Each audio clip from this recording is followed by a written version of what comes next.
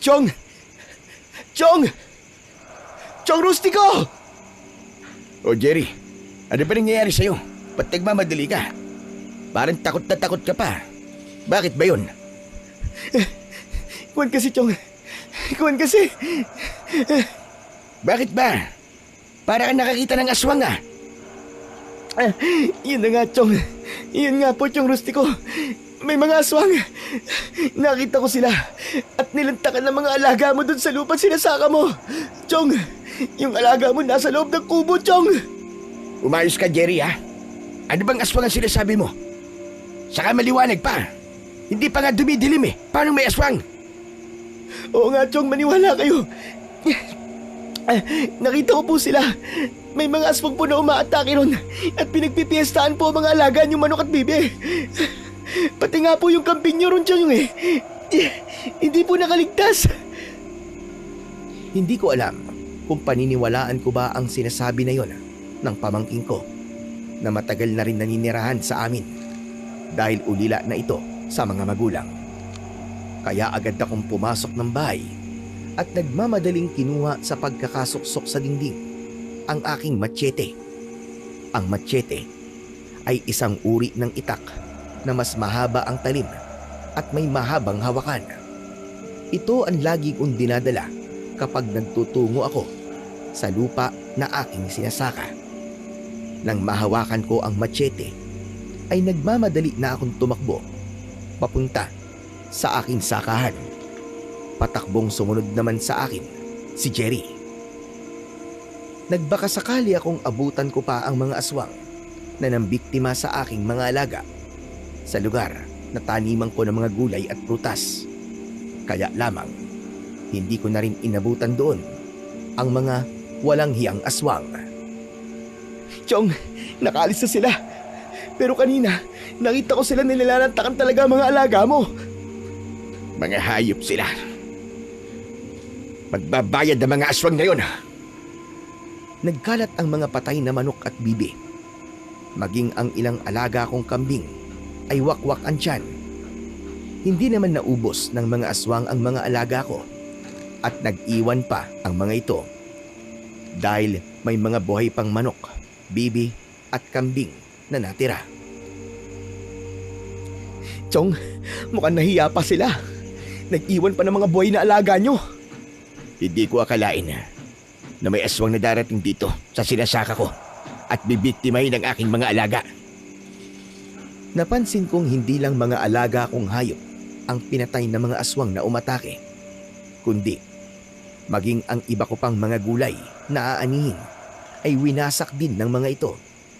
Ang iba ko pang mga tanim ay tila dinaanan ng malakas na bagyo dahil sira ang mga ito. Mga hayop sila. Talagang napakawalang hiya nila. Hindi na nagkasya sa pagpatay sa mga alaga ko. Pati mga pananim ko, sinira din nila. Chong, hindi ko napansin kanina ang pagsira nila sa mga tanim nyo. Tila may galit sa akin ng mga aswang na yun ha. Pero Chong, ba't naman sila magagalit sa'yo? Mula naman ang dumating tayo rito, wala ka namang pinirwisyo, di ba? Hindi ko rin alam, Jerry. Talagang ginagalit ako at sinusubukan ng mga aswang na yun. Mukhang naghahanap sila ng gulo, Chong. Kung yun ang gusto nila, ibibigay ko yun sa kanila. Ibig sabihin, Chong, babalikan niyo po ang mga aswang? Oo, Jerry. Hindi pwede sa akin ang kanilang ginawa. Hindi ako natatakot sa kanila. Kahit mga aswang pa sila. Totoo sa loob ko ang aking sinabi kay Jerry. Kailanman ay hindi ko maaaring katakutan ang mga aswang.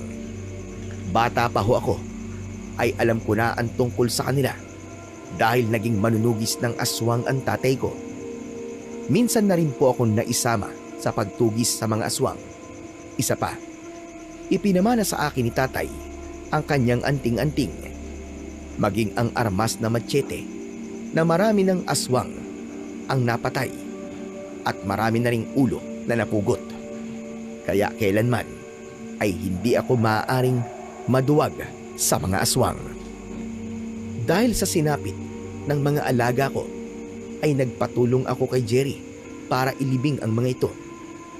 Humukay kami para dun sama-samang ibaon ang mga alaga kong biktima ng aswang. Halos papadilim na nang matapos naming ilibing ang mga hayop. Kaya nang bumalik kami ng bahay, ay naroon na rin ang aking mag-ina, ang asawa ko namang si Biana, at ang nag-iisa naming anak na lalaki na si Joriel. Galing sila sa bayan at merong biniling gamit sa bahay. Akala namin kung nasaan na kayo ni Jerry. Oo nga po, Tay. Kasi po, wala pong tao dito sa atin nang dumating po kami ni Nanay eh. Galing po sa bayan. Saan ba kayo dalawa galing? Sa taniman po ni Chong. May ginawa lang po kami. Ano ba nangyari? At matamlay ang tiyo rustiko mo. May naging problema ba? Nakita ni Jerry na wala ako sa kondisyong makipag-usap, kaya siya na lamang ang nagsabi sa aking asawa sa mga nangyari. Hindi makapaniwala si Biana sa ikinuwento ng aking pamangkin. Pero iyon ang katotohanan. Halos ubusin ng mga walang hiyang aswang ang mga alaga ko. Pero Jerry, aswang ba talaga o baka naman mabangis na hayop lang yon? Tia Biana, hindi ako maaaring magkamali. Siguro ako 100%. Mga aswang po ang nakita ko. Anong klaseng aswang naman? Ewan ko, tiya. Basta nung nakita ko ay parang mabangis na hayop eh.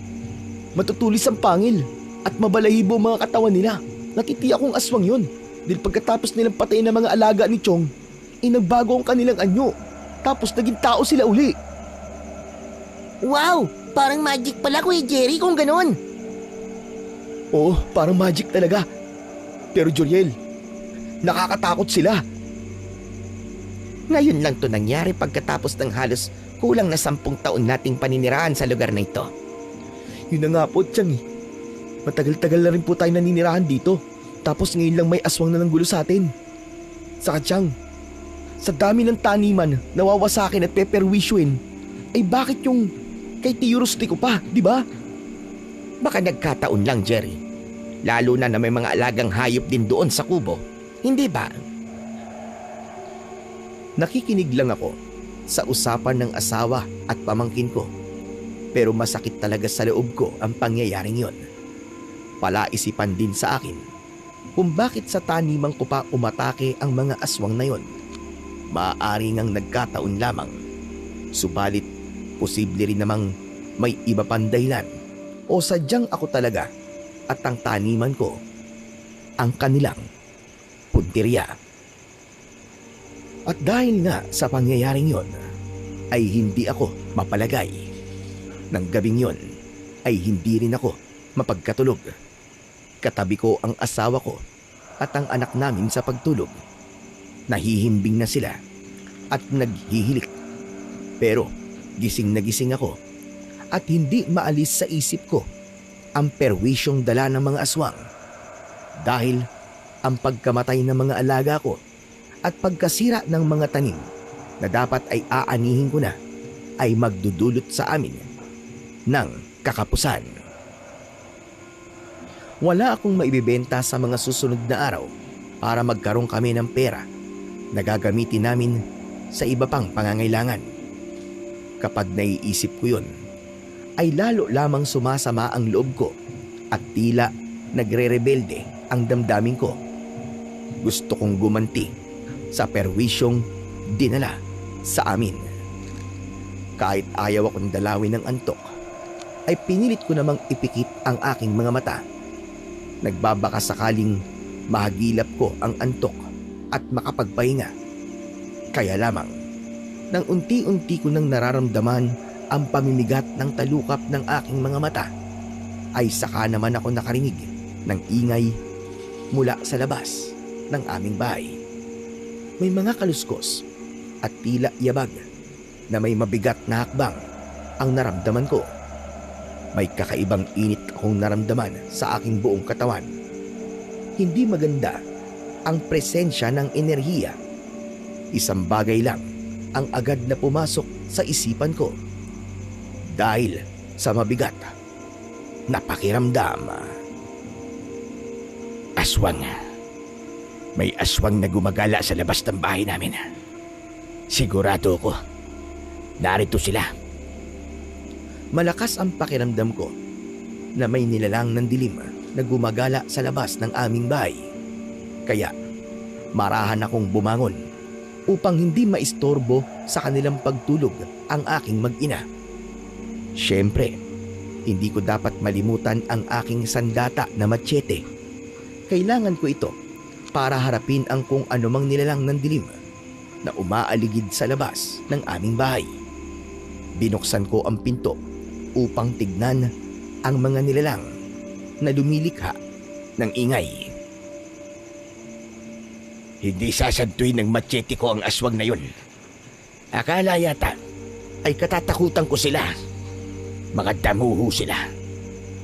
Mananagot kayo sa akin. Subalit nang nasa labas na ako ng bahay, ay bigla namang tumahimik. Wala akong marinig na anumang ingay na tila ba biglang nawala ang mga nilalang ng dilim. Pero iba pa rin ang pakiramdam ko. Posibleng nagkukubli lamang ang mga ito at anumang sandali ay bigla akong aatakihin. Kaya naman, tinalasan ko na lamang ang aking pakiramdam. Alam kong nariyan kayo at nagtatago lang kayo sa dilim. Lumantad kayo at magpakita sa akin. Harapin niyo ako. Kung meron man akong atraso sa inyo, ay huwag ninyong pagkadiskitahan ang mga alaga ko at mga tanim ko. Tayo magharap at handa akong makipagtuos sa inyo. Subalit wala pa rin akong maramdamang anumang ingay. Ngunit nag-iinit at tila may bigat pa rin ang pakiramdam ko. Kaya alam kong naroon lang sila. Wala sa katawan ko ng mga sandaling yun ang anting-anting na pamana sa akin.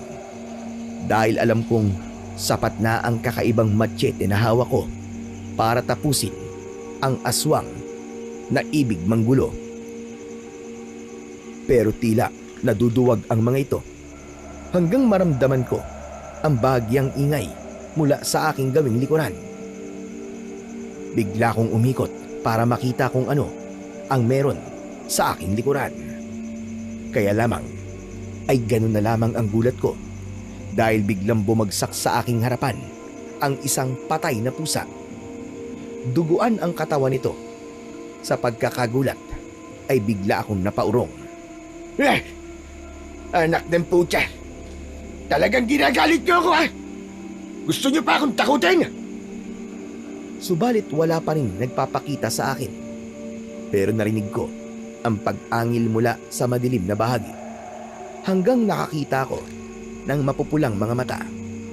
Hindi ko kinatakutan yon, kundi maigpit kong hinawakan ng machete at sumugod ako sa lugar na may nakita akong namumulang mga mata. Saka ko iwinasiwas ang aking hawak na sandata kahit hindi ko pa nakikita ang nilalang na may mapupulang mga mata. Paulit-ulit kong iwinasiwas yon. Taga dito, harabas doon ang aking ginawa hanggang sa maramdaman ko na meron akong tinamaan. Umangil at umaguntok ang nilalang na napuruhan ng hawak kong sandata hanggang narinig ko ang bigla nitong pagbulagta na tila gumagapang. Naghintay ako saglit hanggang sa nakita ko na lumabas mula sa dilim ang isang kakaibang uri ng aswang. Sa palagay ko ay isang aswang na kung tawagin ay aswang kiwig. Isang aswang na nag-aanyo katulad ng hayop upang mambiktima ng tao o kaya ay hayop. O ngayon, anak ka ng teteng, asa ng yabang mong aswang ka? Akala mo yata ay hindi kita mapupuruan, ha? Kahit nasa dilim ka, ha? Nasa anyo ng isang tila baboy ramo ang aswang na pumatay sa pusa. Tila pusa pa ng kapitbahay namin ang nabiktima ng aswang na yon. Hanggang sa nawalan ng buhay ang aswang kiwig na tinamaan ng aking machete. Subalit isang aswang pa ang biglang lumitaw at biglang kinuha ang walang buhay na aswang. Binuwat niya ito at nagmamadaling tumakas. Nagulat ako sa pangyayari kaya wala akong nagawa. May palagay akong ibang uri pa ng aswang ang nakainkwentro ko. Hindi sila ang mga aswang na nakita ni Jerry na pumatay at nanira ng aking mga pananim. Biglang may tumilaok na manok. Pagpapahiwatig na malapit nang matapos ang gabi at ang bukang liwayway ay paparating na. Wala na rin ang aswang na kanina lang ay nanggugulo sa akin. Kaya pumasok na ako ng bahay upang kahit papano ay makapagpahinga. Ang mahalaga ay napatay ko na ang isa sa aswang na yon. Makakarating ang pangyayaring yon sa mga kauri nila upang kanilang maramdaman na hindi ako basta-basta matatakot. Kaya posibleng umiwas na sila at di na magbalik sa bahay. Nang nasa loob na ako ng bahay para bumalik sa pagtulog, ay nagising naman si Biana. Saan ka galing, Rustico? Ngayon ka palang matutulog? Oo, Biana. May nangyari kanina eh. Pero wala kang dapat ipag-alala. Dahil hindi nila ako kakayanin. Ibig mong sabihin may dumating na aswang? Tama ka, Biana. Napatay ko ang isa. Pero kasama niya ay nakatakas. Bakit ganon? Parang tayo ang punteriya ng aswang, Rustico. Hindi ko nga rin alam eh. Hindi kaya dahil sa minana mong anting-anting sa itay mo? Baka nasasagap ng aswang at nagkaka-interes sila. Hindi ko rin alam, Biana, kung anong tunay na dahilan. Pero isa lang ang tinitiyak ko. Hindi nila makukuha ang pamana sa akin ng tatay ko. Kahit na anong mangyari. Kaya lang, baka hindi na nila tayo tigilan. Magugulo tayo. Hindi tayo matatahimik. Biana, kapag naubos ko ang aswang, matatahimik din tayo. Pero sa ngayon, ay normal lang na may konting problema. Ngunit pasasaan pat malilipol din ang mga kampo ng kadiliman na yan. Uubra ba sila sa machete ko at agimat na pamana sa akin? Hindi. Nag-aalala lang kasi ako para sa anak natin. Ayokong madamay siya. Napakabata pa ni Joriel para madamay sa problema. Siyempre hindi ko naman hahayaang mangyari yung Biana. Gagawin ko ang lahat para protektahan kayong dalawa. Matagal nang alam ni Biana ang tungkol sa pamanang agimat ng aking ama dahil wala naman akong inilihim sa kanya. Kaya hindi na big deal sa kanya ang aking pagiging antingero. Yun nga lang, hindi pa rin maalis sa kanya ang laging mag-alala. Lalo na kapag dumarating ang mga pagkakataon na may aswang na nagpaparamdam at nanggagambala sa amin. Mag-uumaga na, kaya hindi na ako nakatulog pa. Babawi na lang ako ng tulog mamaya. Pupunta ako ng bukid para ayusin ang mga tanim kong sinira ng aswang. Ang pamangkin kong si Jerry ang madalas kong katulong sa bukid. Para ko na rin siyang anak. Dahil ako na ang tumatayong tatay niya mula nang namatay ang tatay niya na kapatid ko. Pagkakain ng almusal ay naghanda na kami para pumunta sa aking lupang sinasaka. Tay, pwede po ba akong sumama? Dito ka na lang, anak. Gusto ko po tumulong sa inyo eh. Kasama ko naman ang Kuya Jerry mo eh. Oo nga, Joriel. Kami nilang bala ni Tio Rustico doon sa mga tanim na sinira ng aswang. Aayusin namin saka magtatanim uli kami ng bago. Wala naman akong gagawin dito sa bahay eh. Kaya sasama na lang ako. Anak, wag na sanang mapilit. Saka, walang makakasama rito ang nanay mo. Kailangan niya ng kasama dito sa bahay natin. Oo nga naman, Joriel. Para may tagapagtanggol si Tia Biana kapag may biglang dumating dito ang aswang, di ba? Ikaw din. Pero, kaya ko ba yun? Aba, oo naman. Di ba?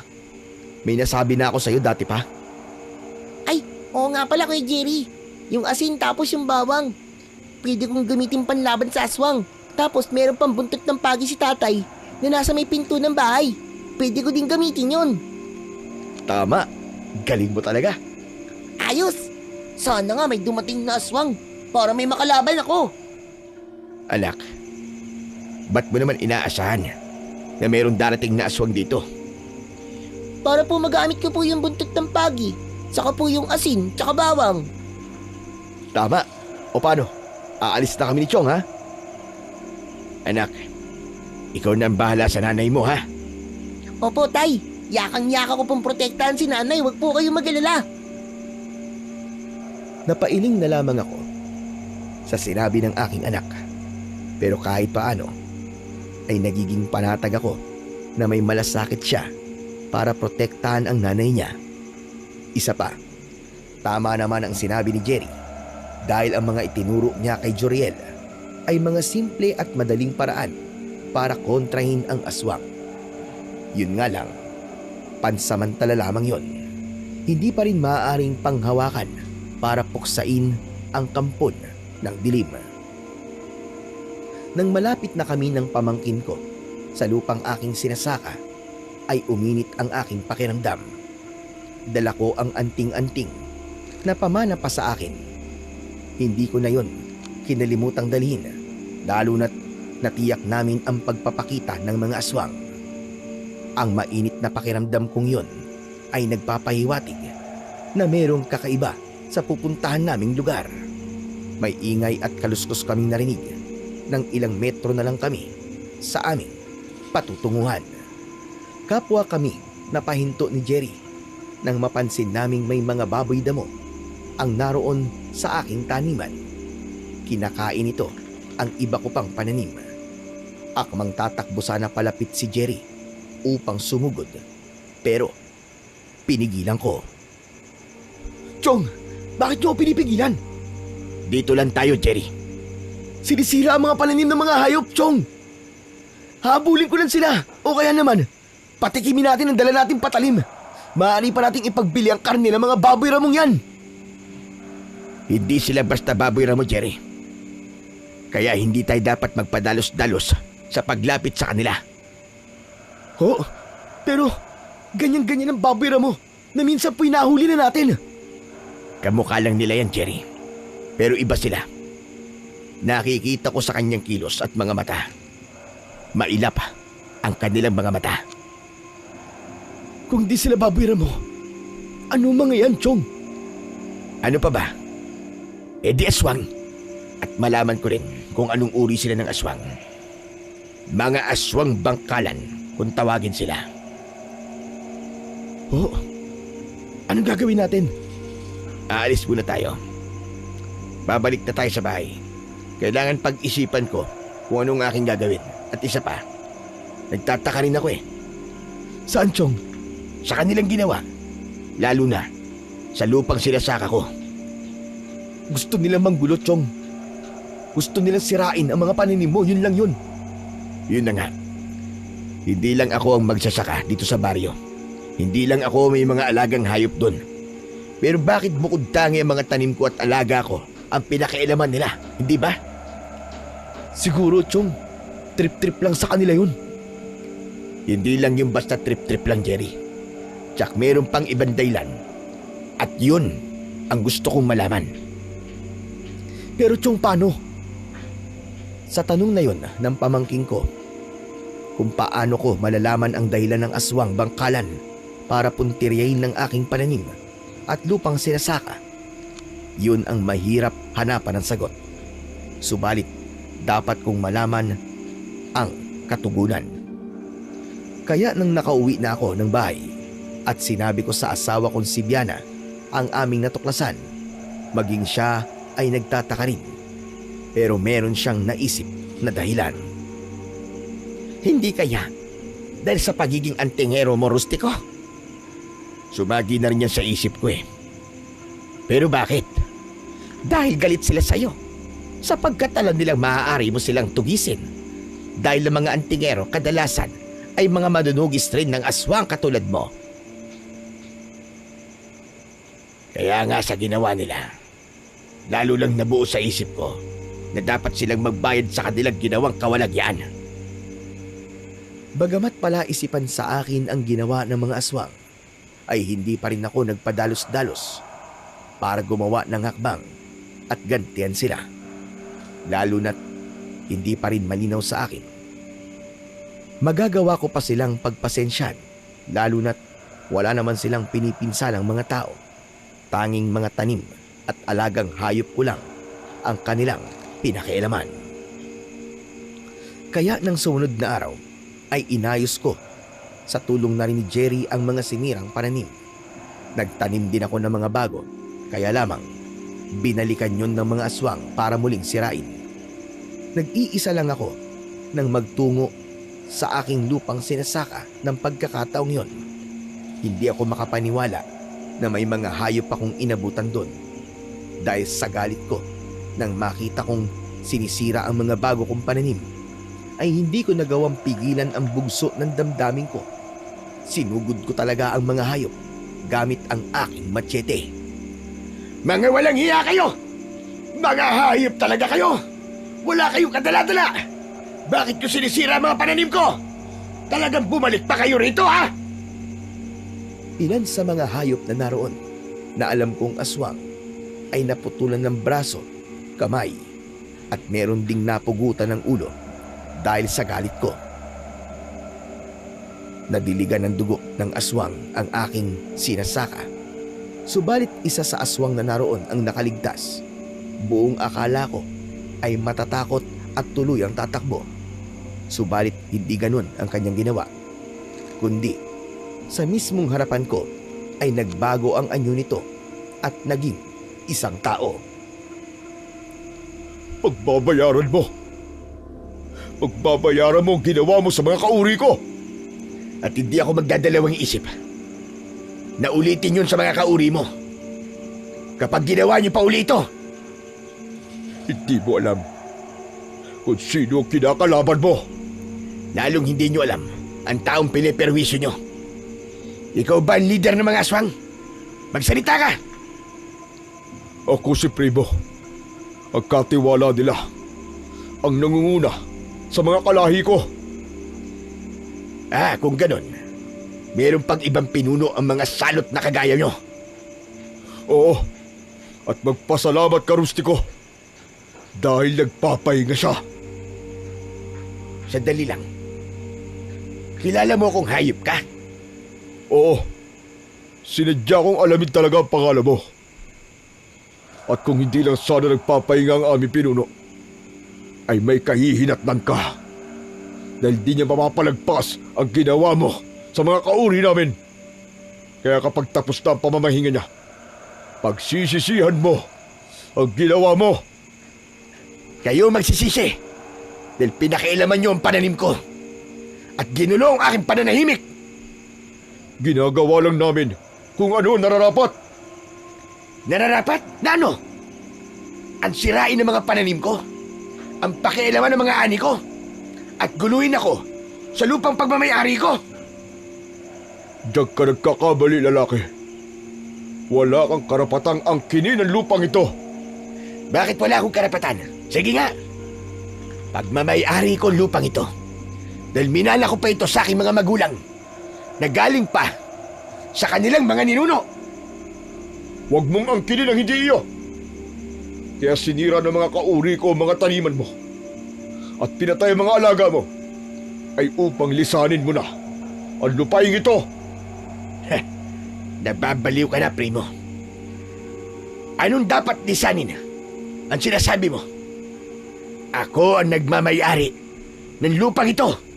Akin ang lupang ito. Kaming mga aswang na bangkalan ang nagmamayari ng lupang ito. Kaya kailangan namin makuha sa'yo. May sira ka na sa ulo. Kaya pala sinira niyo ang mga pananim ko? Dahil ang nais niyo ay iwan ko lupang ito? Oo! Kaya malinaw na siguro yun sa'yo. Nagkakamali ka. Hindi ko to iiwan. Lalo na ang isuko ang lupaing minana ko. Kailan pa nagkaroon ng lupang pagmamayari ang mga aswang na katulad ninyo? Galing ito sa aming salinlahi. Wala akong pakialam sa salinlahi na sinasabi mo. At kung katatakutan kita dahil sa aswang ka, nagkakamali ka. Hindi ako isinilang para maging duwag at matakot sa mga tulad ng aswang. Kaya hindi mo ko mapapalis sa lupain ito. Dahil sinasaka ko ito. Dito nagmumula ang ikinabubuhay namin. Paano ko ito iiwan? E di para mo na rin akong inilisan ng karapatang mabuhay, maging ang pamilya ko. Hindi ko kailangan ng paliwanag mo. Ang alam ko ay kailangan mong lisanin ang lupain ito para walang maging gulo. Dahil kung magmamatigas ka, patuloy namin pipinsalain at madadamay ang mga mahal mo sa buhay. Yan naman ang wag na wag niyong gagawin. Ang idamay ang pamilya ko. Dahil hindi ako magdadalawang isip. Nalipulin kayong mga aswang na bangkalan. Talagang matapang ka, Rustiko. Kaming mga aswang na bangkalan ay hindi katulad ng ibang aswang na ang hangad ay kapahamakan ng mga tao. Aswang kami, pero naghahangad kami ng buhay na payapa. Kaya pinagyayaman namin ang aming pamayanan, ang lupain, sa pamamagitan ng pagtatanim. Wala akong pakialam sa mga sinasabi mo. Pero kung katahimikan ang gusto mo, bakit kailangan pakialaman niyo ang payapa naming pamumuhay? Dahil nga nasa mali kang lugar. Huwag mong angkinin ang hindi sa'yo, Rustiko. Umalis ka na lang dito, kasama ang pamilya mo, para wala nang mangyaring gulo. Nagmamatigas din ang aswang bangkalan na aking kausap. Ipinagpipilitan na sa kanila ang lupang sinasaka ko na minana ko pa sa aking mga ninuno. Walang mapupuntan ang aming pagtatalo. Ramdam ko na nagsisimula na ring uminit ang ulo at magalit ang aswang nakaharap ko.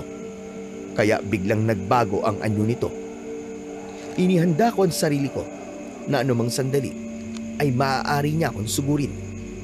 Maigpit kong hinawakan ang aking machete.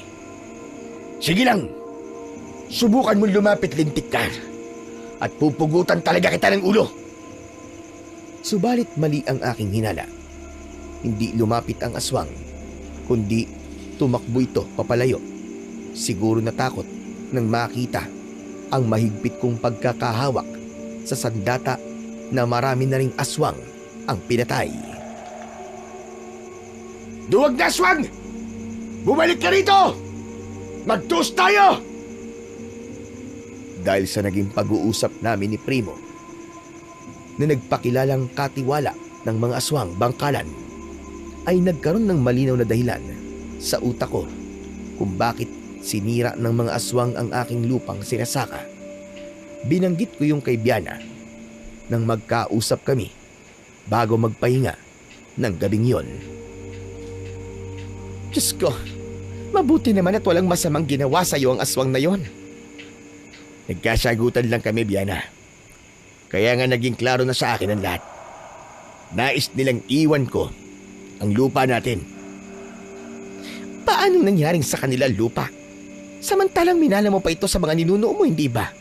At may papel tayong hawak. Hindi ko nga rin alam eh. Noong mga naunang panahon ay wala pa namang mga titulo ang lupa, di ba? Basta, binabakuran lang ng gustong magmay-ari. Anong gagawin mo? Ngayong mga aswang pala ang kaagaw mo sa lupang iyong sinasaka. Hindi nila tayo basta-basta mapapalis, Biana. Hindi ako natatakot sa kanila. Eh paano? Kung may gawin silang masama. Hindi sila magtatagumpay, Biana. Isa pa, may naiisip na akong paraan. Hindi tayo ang aalis sa lupang pagmamay-ari natin, kundi silang mga aswang ang dapat na umalis. Ibig mong sabihin, paaalisin mo sila? Ganun na nga. Kung pinipilit nilang palisin tayo, sila ang mapipilitang umalis sa lupang kanilang kinaroroonan. Sila ang lalayas. Yun ang dapat mangyari, na sila ang umalis sa kanilang kutang kinaroroonan. Dahil kung mananatili sila roon, ay hindi titigil ang mga aswang na yon. para guluhin ako. Maaaring tapusin ko na lang sila. Kaya lamang, hindi rin yun magiging madali. Isa pa, wala naman silang ginagawa na ikakapahamak ng mga tao. Sa ngayon, ay hayop at halaman lang ang kanilang piniperwisyo. Marahil, isa sila sa uri ng aswang na hindi pumapatay ng tao, kundi nagiging kontento sila sa mga halaman at mga hayop. Kaya lang, ang hindi ko matanggap ay ang kanilang planong pagpapalayas sa amin upang kunin ang lupang aking sinasaka, lalo na't ipinagpipilitan na sila ang may-ari nito. Hindi ko naman papayagang mangyari yon. May naisip akong paraan para sa aking pinaplano. Kaya kinabukasan ay naghanda ako para magpunta sa gubat. Dala ko ang aking machete at isang malaking bayong. Humanap ako ng mga ligaw na halaman na kakailanganin ko. Kumuha ng 5 uri ng ligaw na damo para matiyak kong magiging malakas ang epekto nito. Iniuwi ko yun sa bahay. Tay, mga gulay po ba yan? Parang ngayon ko lang po nakita ang mga daong yan ah. Hindi yan mga gulay, anak. Mga ligaw na halaman yan. Delikado pala mga dahon na yan. Eh ba't kumuha ka ng mga yan? Oo nga naman po, tay. Mukhang po malason tayo dyan. Saan niyo po ba yung gagamitin? Sa pagtataboy sa mga aswang. Yung mga aswang po, na naninira po sa mga tanim po ninyo, doon niyo po gagamitin? Oo, anak. Sa kanila ko nga gagamitin ang mga ito. Sigurado ka ba sa pinaplano mo, Rustico? Biana, ito ang nalalaman kong paraan. Alam kong, Biana, ito ang nalalaman kong paraan. Alam kong magkakaroon ito ng positibong resulta. Maniwala ka. Nagpatulong ako kay Jerry para ibilad sa araw ang mga ligaw na halamang kinuha ko sa gubat. Nang matuyo na ang mga ito, ay inilagay namin sa lusong upang dikdikin at pulbusin ang mga natuyong dahon. Kapag nadikdik na po natin at napulbos na ang mga daong to, Chong, ano na pong gagawin natin sa mga to? Isasaboy natin ang mga pinulbos na dahon sa kuta ng mga aswang. At ang iba naman ay ibabaon natin sa lupa, paikot sa kanilang pamayanan. Gumana naman kaya yon, Chong? Magtiwala ka sa akin. May tataboy na mga pulbos na to, ang mga aswang na manggugulo. Isang dating albularyo ang lolo ko, kaya ang tungkol sa mga ligaw na halaman na maaaring gamiting pangontra sa mga aswang ay nagawa niyang ituro sa akin. Unang pagkakataon kong gagawin yon, pero tiwala ako sa kakayahan ng kaalamang itinuro ng lolo ko.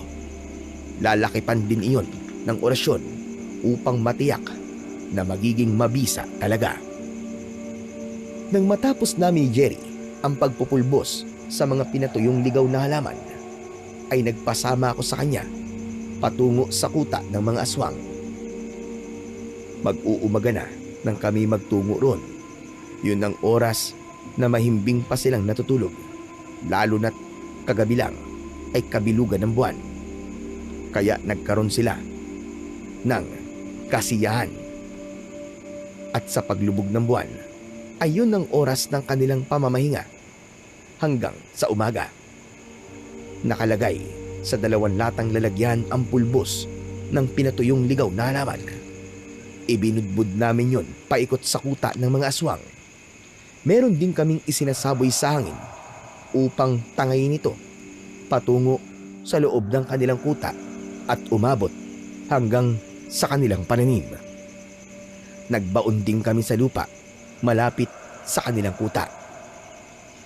Nagawa na natin ang misyon natin, Chong. Tapos na. Kailangan na nating umuwi. Habang nagpapahinga pa sila, hindi nila tayo dapat abutang narito sa lugar na malapit sa kanilang kuta. Chong, mga ilang araw bago umepekto ang pulbos na ikinalat natin. Ang isinaboy natin sa hangin ay agad-agad na magkakaroon ng epekto sa kanila. Maging sa kanilang pananim. Ang ibinaon naman sa lupa ay pangmatagalan ng epekto. Kaya mararamdaman nila ang mga magiging pagbabago sa kanilang pamayanan. Kaya bago paganap na magising ang mga aswang, ay nilisan na namin ang kuta. Maghihintay na lamang ako ng mga mangyayari sa darating na araw. Kaya naman, ng sumunod na araw, hindi pa man nakakarating sa akin ng balita, ay may kutob akong nagkakaroon na ng epekto ang aming ginawa ni Jerry sa pamayanan ng mga aswang na bangkalan. Bakit mga kasama? Anong nangyayari sa inyo? Bakit nagkakaroon ng pantal ang mga braso ninyo? Sobrang kati ng katawan namin. Pagkatapos namin kaanihin ang mga bunga ng ating mga talim, ay kinati na kami. Ngayon lang nangyari ito. Nahihirapan ding huminga ang ibang matatanda at bata. Nararamdaman ko rin ang sinasabi mo. Parang may kakaiba nga sa hangin. Para bang may lumason sa atin. Bukod sa kakaibang nararamdaman ng mga naninirahan sa kuta ng mga aswang, nakita rin nila ang unti-unting pagkatuyo ng kanilang mga pananim, maging ang mga alaga nilang hayop na kanilang pagkain ay nangihina at ang iba ay nangamamatay. Ano bang nangyayari sa mga kalahi ko? Maging sa pananim sa aming kuta. Sino kaya ang walang yang may kagagawa nito? Hindi ito makakabuti sa aming lahi. Paano na lang ang nalalapit na pagkagising ng aming Supremo kung ganito ang makikita niyang kalagayan ng aming lahi? Kung magpapatuloy ito, kailangan magising na siya na mas maaga mula sa mahabang panahon na pagkakatulog. Dahil siya lamang ang maaaring makatulong sa amin. Kung hindi, baka maubos kami. Dahil sa ginawa namin ni Jerry, ay nabawasan ang pamimerwisyo ng mga aswang sa lupang sinasaka ko. Kaya nagsimula kong ayusin ang mga pananim. Sapat na ang ginawa kong pagkalat ng lason sa hangin at paglason sa lupain ng mga aswang para mataranta sila. Kung mararamdaman nilang hindi sila magiging ligtas sa kanilang lugar, ay sila na mismo ang aalis upang magtungo sa lugar na walang peligro. Subalit hindi pala magiging madali para paalisin ng mga aswang na yon. Habang abala ko sa aking trabaho sa bukid, nang makaramdam ako ng mga kaluskos na tila may mga paparating. Pakiwari ko ay gumagapang sila sa mga damo papalapit sa akin. Hanggang magulat na lamang ako nang biglang lumitaw malapit sa kinaroroonan ko ang tatlong nilalang. Kasama roon si Primo at nagpakilalang katiwala ng mga aswang. Nagpakita ka uli. Anong kailangan mo, Primo? Hayop ka. Alam kong ikaw ang may kagagawan ng lahat. Ano ba sinasabi mo? Nagkukunwari ka pa. Ikaw ang lumason sa aming mga pananim. Makit sa aming lupa. Ang mga kauri ko nanghihina sila dahil sa iyong ginawa. Nilason mo kami. Kung nilason ko kayo, bakit buhay pa kayo? Dahil nagagawan labanan ng aming katawan ng lason mula sa hangin. Pero ang lason mula sa lupa ay sumisira ng mga pananim namin. Nagkakasakit din ang mga alaga naming hayop. Nakatitiya ka ba na ako nga may kagagawa nun? May ebidensya ka ba? Nakakasiguro ako na ikaw yun, wala nang iba pa. Dahil nararamdaman ko yun. Ikaw lang ang tanging may kaalaman para gumawa ng bagay na makakasira sa aming lahi. Tama lang naman sa inyo yun eh. Dahil pinipilit mong kunin ang lupang sinasaka ko. Gusto mo kaming palayasin sa lupaing pagmamayari namin. Dahil yun ang nararapat. Kailangan namin ang lupang yun. Lalo na't para yun sa amin. Ang tigas din naman ang pagmumukha mo, no? Paulit-ulit ka eh. Pilit mong inaangkin ang hindi naman sa inyo. Ang mga aswang na bangkalan, ang tunay na nagmamayari sa lupaing sinasaka mo. Hindi ka ba talaga titigil? Ipipilit mo pa rin ang gusto mo? Oo, mga kasama. Ang taong yan ang ibig lumipol sa atin. Siya ang lumalason sa atin. Kaya kailangan gumanti tayo sa kanya. Biglang nagbago ang anyo ng dalawang lalaking kasama ni Primo. Naging aswang bangkalan nito na may anyo ng mabangis na hayop.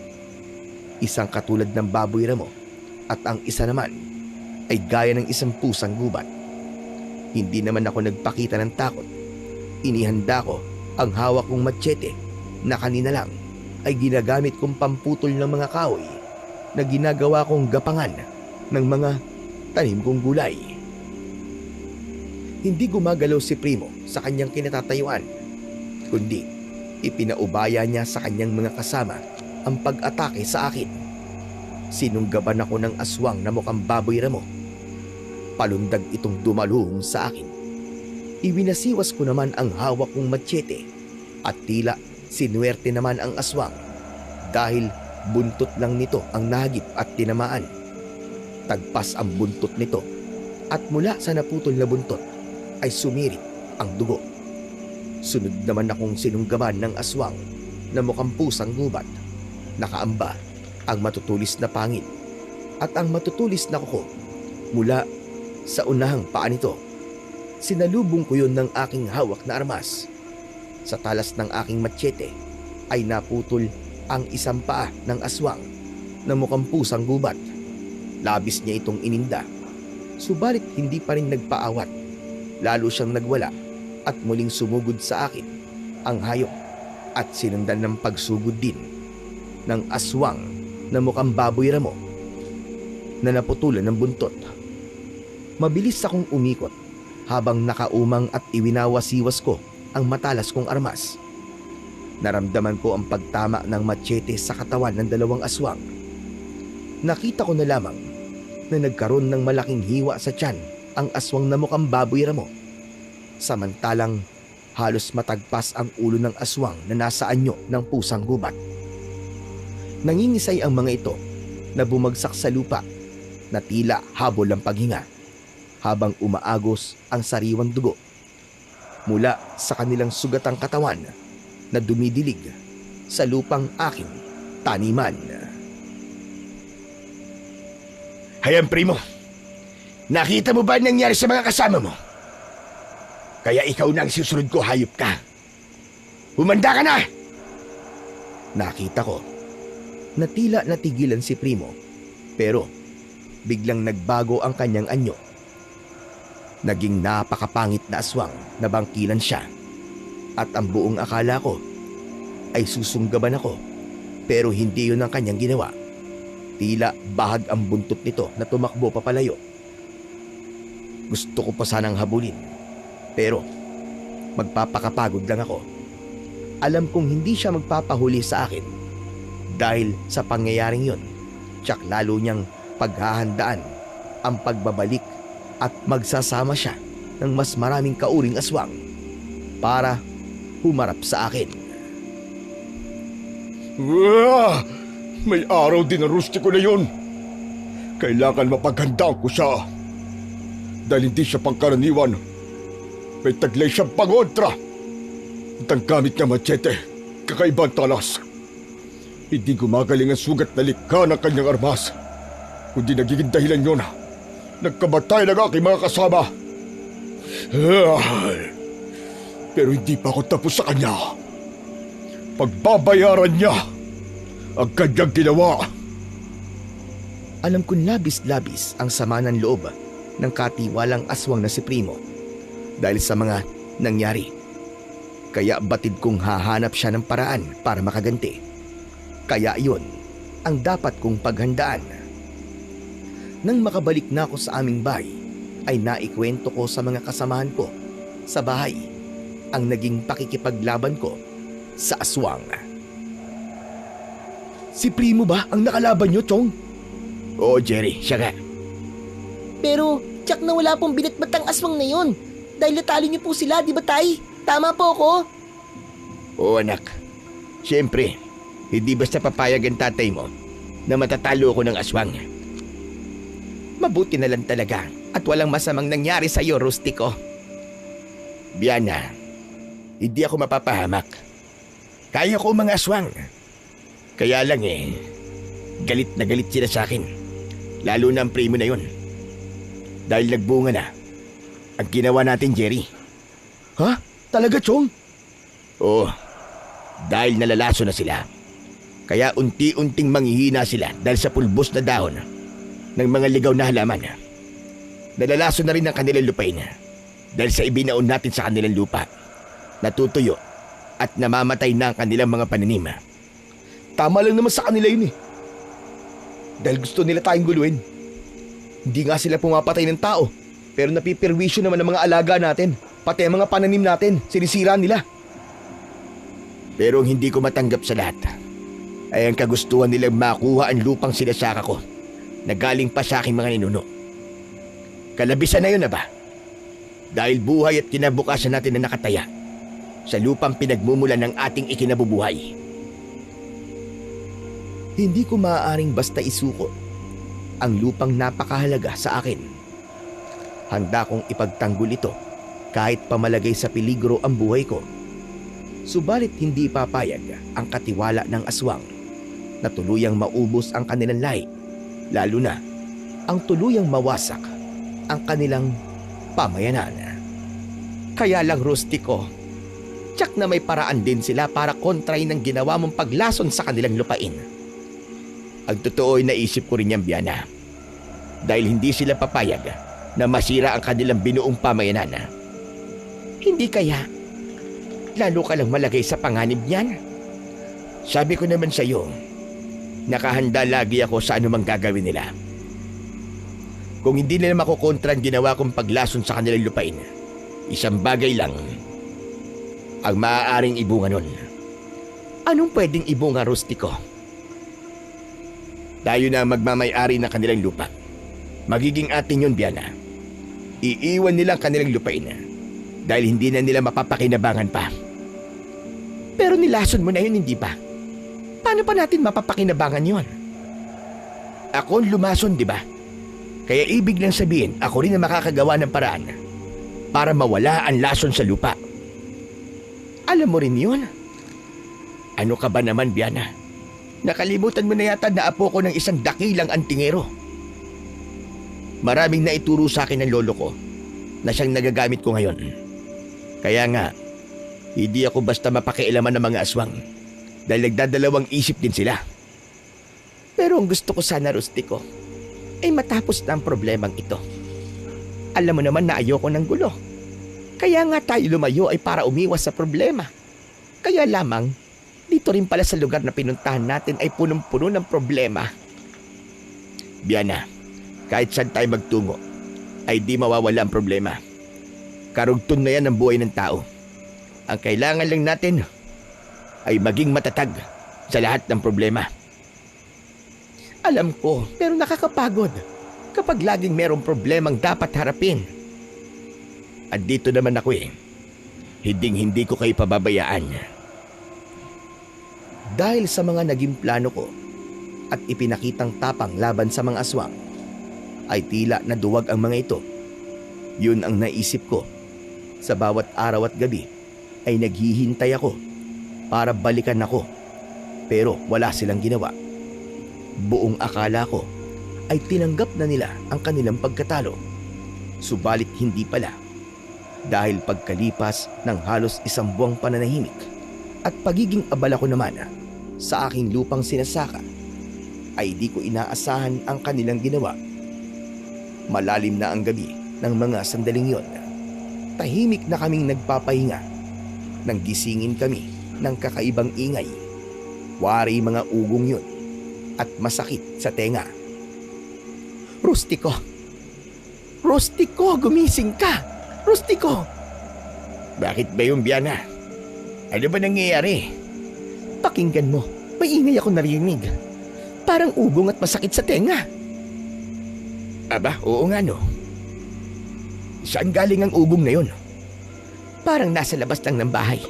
Kung kailan gabi naman at nagpapahinga ng mga tao, saka naman nagkaroon ng ganyang ugong. Bumangon ako at sumilip sa bintana. Maliwanag ang buwan ng mga sandaling yon, kaya maaaring makita ang anumang meron sa labas ng bahay. Bahagya akong binuksan ng bintana ng bahay. Nanlaki ang mga mata ko sa aking nakita. Laksa-laksang insekto na lumilipad sa labas ng bahay.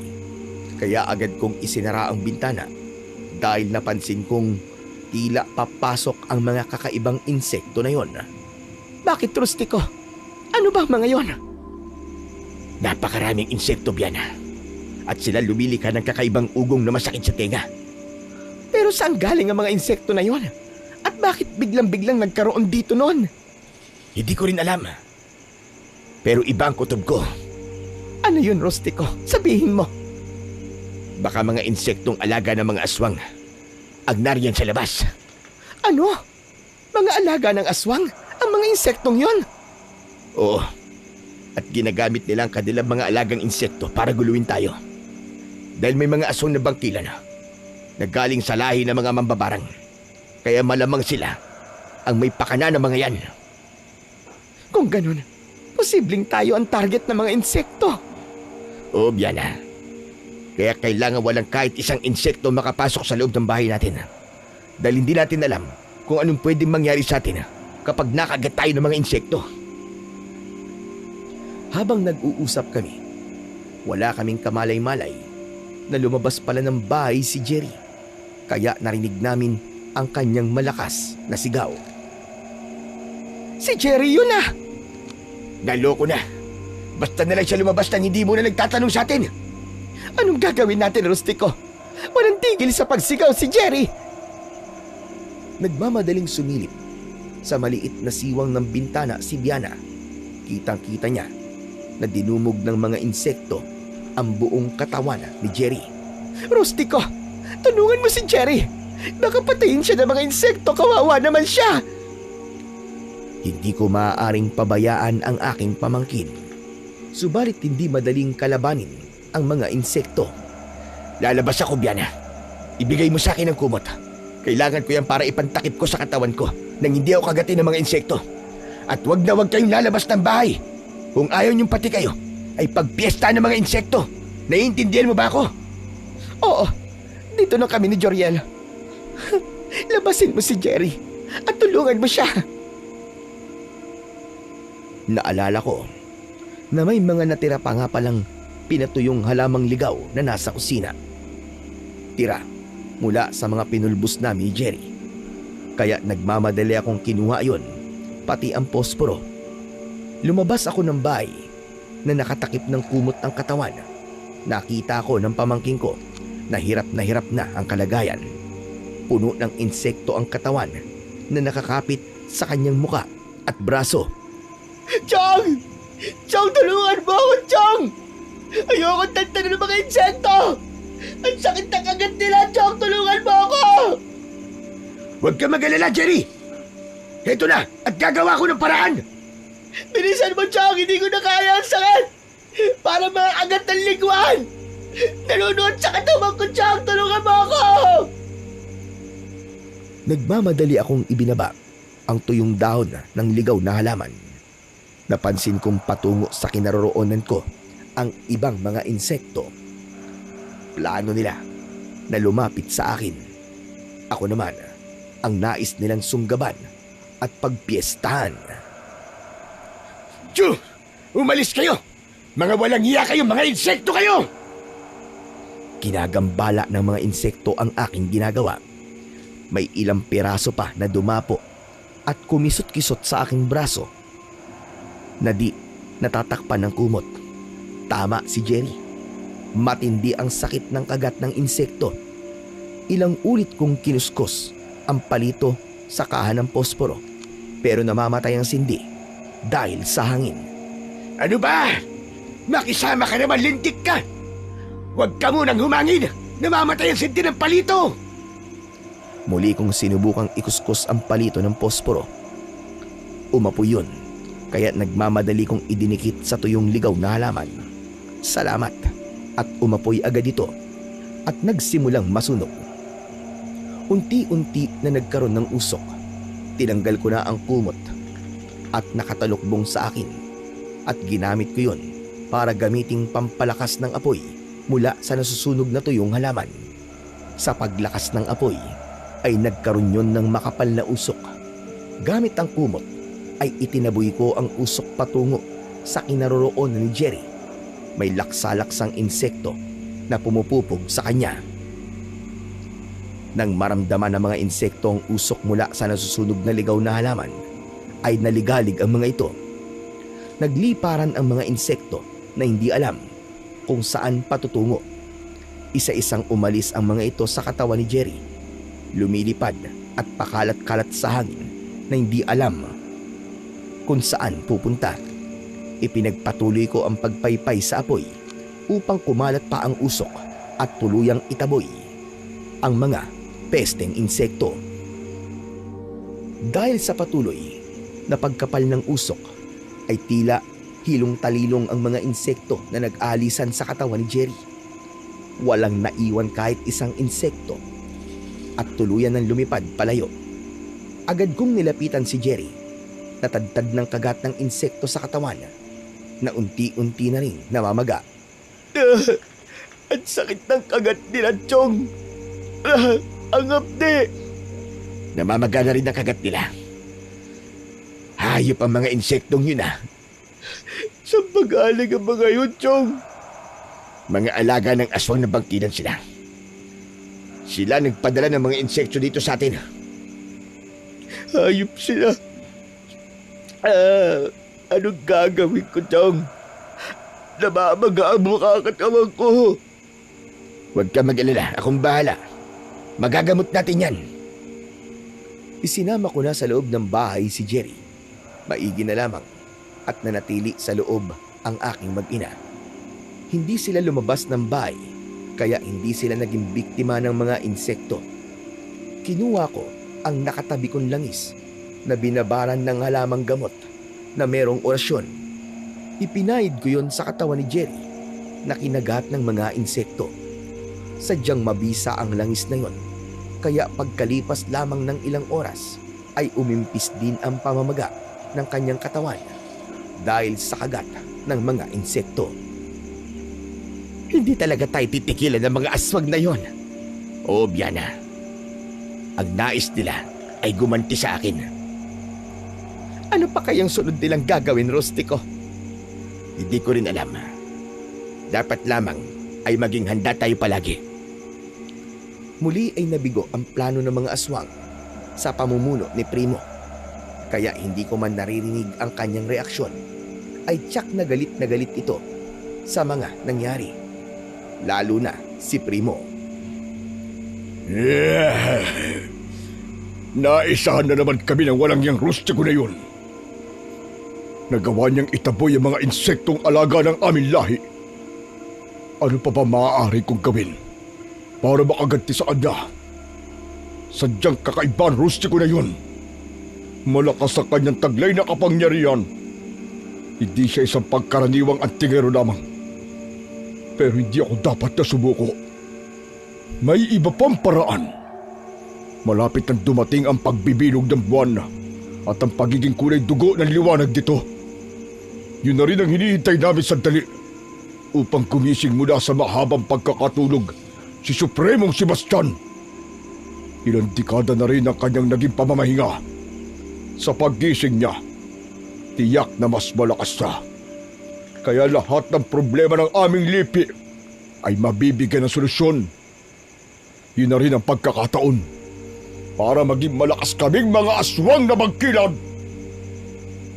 Kung ano man ang pinaplano ni Primo, ay yun ang patuloy kong pinaghahandaan. After paghandaan, dahil alam kong hindi siya titigil at gagawin niya ang lahat para gumanti. Kaya lamang, kailangan sa paggising ng aming Supremo ay isang magandang pamayanan ang kanyang dapat na makita. Pero hindi pa rin umaayos sa mga pananim namin dahil sa lason sa lupa na kagagawa ni Rustico. May paraan para mawala ang lason sa lupa. Dapat itong madiligan ng dugo. Dugo yun mula sa lahi ni Rustico.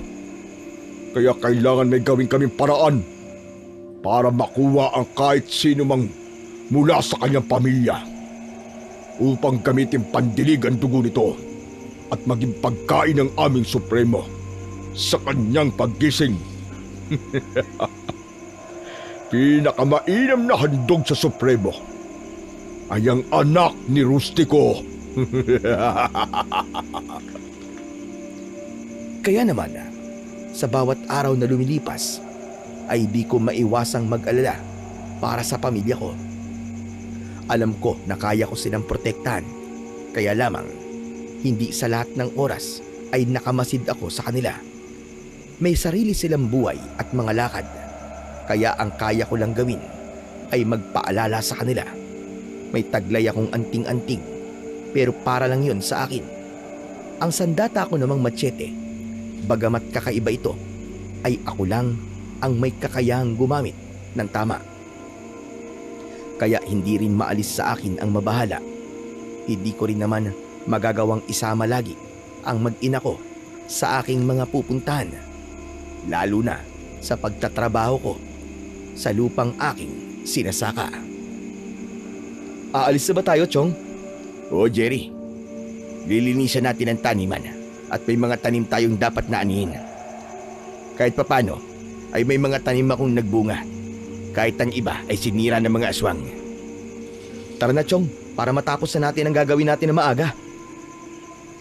Kinuha ko na ang aming gamit na dadalhin, maging ang baong pagkain. Siyempre, hindi ko makakalimutang dalhin ang aking machete. Nagpaalam na ako sa aking mag-ina na naroon sa kusina. Binininang ko si Joriel na huwag pupunta sa kung saan-saan at huwag iiwan ang kanyang ina. Nang nakalabas na ako kasama si Jerry ng bahay, ay sinimulan na ang paglalakad. Ngunit napahinto ako saglit. Bakit, Chong? May nakalimutan ka ba? Wala, Jerry. Ba't tuminto kayo tapos lumingon pa kayo sa bahay? Ewan ko ba? Basta bigla na lang akong kinabahan eh. Chong, nagiging nervyoso po yata kayo. Di ba sabi mo nga, wala naman dapat na ikabahala? Oo, kaya lang, hindi ko rin maipaliwanag yung kabang nararamdaman ko. Malamang, nakarami ka na naman po ng nainom na kape, Chong. Siguro nga. Mahilig kasi kayong uminom ng purong kape, kaya madali kang kabahan. Iwas-iwas din kayo sa kape, Chong. Tara na nga, at dami mo pa sinasabi. Puro ka kalokohan eh. Patuloy kami sa paglalakad. Nang hindi inaasahan, ay may maapakan akong matulis na sanga ng kahoy at bumaon yun sa akin suot na tsinelas na medyo manipis na. Aray ko! Aray, ang sakit! Bakit, Chong? Tumagos itong matulis na sanga sa napudpud kong tsinelas. Tumusok sa paa ko. Hala, Chong, parang dumugo yata. Oo, pero maliit lang naman. Chong, parang minamalas ka yata ngayon. Nagkataon lang siguro to. Maaaring nagkataon lang na may aberyang nangyayari habang papunta kami sa lupang aking taniman. Kaya lamang, tila may kung anong nais ipahiwatig ang mga pangyayaring yon. Sa kabila nun, ay nagpatuloy pa rin kami ni Jerry sa aking taniman para gawin ang ilang mahalagang bagay doon. Subalit, habang nagtatrabaho kami sa taniman, ay hindi mawala ang kaba sa dibdib ko. Hindi ko mawari kung saan ba nanggagaling ang kabang yon. Hapon na nang matapos namin ang aming trabaho. Papauwi na kami ng bahay. Subalit ang kaba sa dibdib ko ay hindi pa rin nawawala. Nang malapit na kami sa bahay, ay napansin kong nakabukas ang pinto. Normal lamang yon na ang ibig sabihin ay merong tao sa loob. Naiwan sa labas ng bahay si Jerry dahil sinabi nitong sa labas na lang muna siya at mamaya na lang papasok sa loob. Tumuloy na ako sa loob ng bahay, kaya lamang walang tao ron gaya ng aking inaasahan. Tinawag ko ang asawa kong si Biana, subalit walang sumasagot. Tinawag ko rin ang anak kong si Joriel. Wala pa ring sumasagot. Lalo lang lumakas ang kaba ko. Pumasok ako sa nag-iisang kwarto sa aming bahay. Wala ring tao doon. Nadagdagan na ang aking kaba at lalo na akong nabahala. Palabas na sana ako ng bahay nang makarinig ako ng hikbi na galing sa likod ng bahay sa gawing kusina. Lumabas ako at dumaan sa pinto ng kusina. Nakita ko ang asawa kong si Biana. Magulo ang buhok, may sira ang damit, may mga pasa at kalmot sa katawan. Anak ng putya! Biana! Ano nangyari sa'yo? Ba't ganyan ang itsura mo? Rustico! Rustico! Salamat! Salamat at umuwi ka na! Ano ba nangyari sa'yo? May dumating dito na mga lalaki. Hindi ko sila kilala. May itim ang palibot na mga mata nila. Sinaktan nila kami ni Juriel. Pero wala kaming nagawa. Malalakas sila. Si Juriel, ang anak natin. Nasaan siya? Kinuha nila, Rustico. Tinangay nila ang anak natin. Hindi ko alam kung bakit nila dinala. Naglaban ako sa kanila para di nila makuha ang anak natin. Pero malakas sila. Hindi ko sila kaya. Mga walang hiya sila. Ba't nila kinuha ang anak natin? Sino ba ang mga yun? Mga aswang ba sila? Sino ba yung naroon sa gubat? Walang ibang gagawa ng ganitong bagay kundi ang mga yun lang. Dahil galit sila sa akin. Kaya maging kayo ay idinamay nila sa kanilang galit. Hindi sila makaganti sa akin. Kaya sa inyo sila gumaganti. Rustico ang anak natin. Baka kung anong gawin nila kay Joriel. Hindi ko kakayanin kapag may nangyaring masama sa anak natin. Nag-iisa natin siyang anak. Hindi ko kayang mawala siya. Akong bahala, Biana. Hahanapin ko ang anak natin. Babawiin ko siya at ibabalik ko siya ng buhay. Gawin mo yun, Rustico. Hindi ko kayang mawala si Joriel. Magkahalong galit, lungkot at sakit ng kalooban ang nararamdaman ko ng pagkakataong yon. Gusto kong lumabas at magwala para mailabas ang nararamdaman kong galit. Pero kailangan ako ni Biana ng pagkakataong yon. Samantalang si Jerry ay nakatingin lang sa amin habang yakap ko ang aking asawa. Makikita rin sa mga mata niya ang lungkot at galit. Lalo na't mahal na mahal niya at para na rin kapatid ang pinsan niyang si Joriel. Chong, nandito lang ako. Kahit ano gagawin ko, tutulungan ko kayo para hanapin si pinsan. Kahit pa malagay sa panganib ang buhay ko, Chong. Salamat, Jerry. Alam ko kung nasa ng anak ko. Walang ibang lugar na maaari silang pagdalhan kay Joriel. Puntahan natin ang kuta ng mga aswang na yon, Chong. Alam kong tama ang hinala ko. Dahil walang ibang pagdadalhan ang mga aswang na kumuha sa anak ko, kundi dun lamang sa kanilang kuta. Kung ano man ang gagawin nila, yun ang hindi pa malinaw sa isip ko. Ikaw pala ang anak ni Rustico. Ang siyang ipandidilig sa lupang nilagyan ng lason ng tatay mo. Hindi ko po alam ang sinasabi nyo.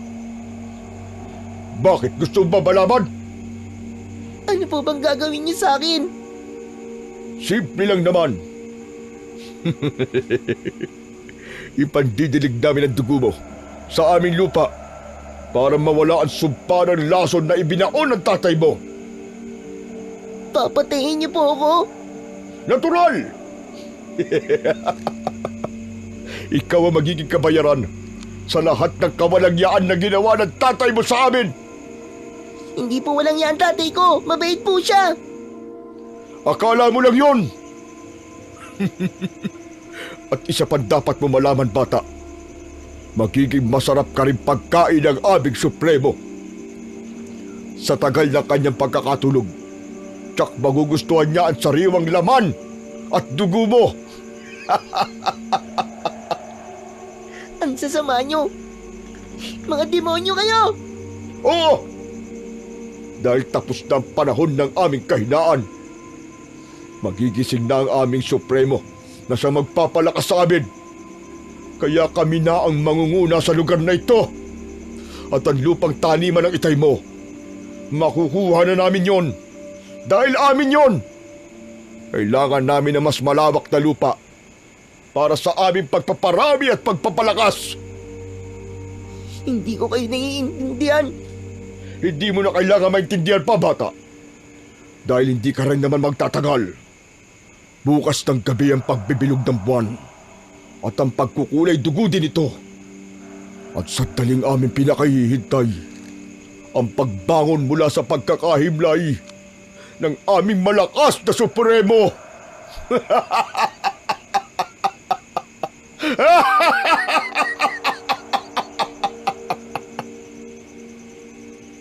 Hindi na kami makapaghihintay pa.